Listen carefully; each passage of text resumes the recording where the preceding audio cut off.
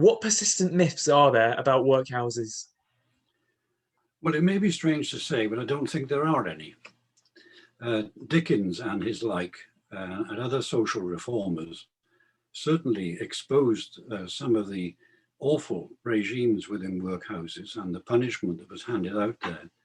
And that's what we tend to have in our minds, I think, these large, quasi-industrialized incarceration of people in awful conditions. But workhouses weren't always like that.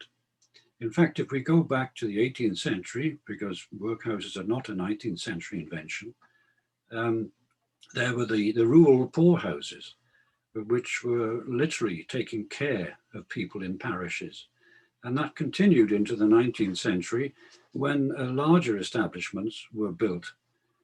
People realized that to look after the poor on any scale, a single parish, of course, couldn't afford a large building. So that they formed unions, grouped together and pooled their resources to build larger buildings, many of which, of course, are still with us as part of the NHS. But in 1832, there was a commission launched as to why there were so many poor in Britain. The reason really was financial. At the end of the 18th century and early 19th, there were huge numbers of poor turning up because 30%, no less, of people in rural areas moved to the towns and cities for work. And there was just no way of housing them.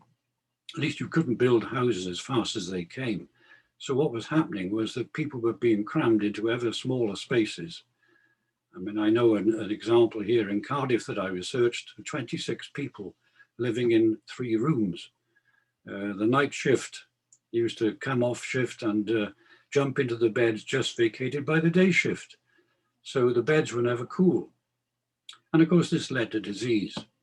And then you've got the Irish famine, when millions came across to the western seaboard of Britain.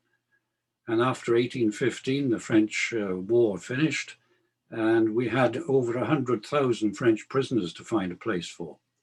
So things were getting pretty bad in terms of what was happening on the ground, but also in terms of cash. Something had to be done. And in 1832, a commission was formed to examine just that. But it was the findings and the intent of that commission which truly shocked me.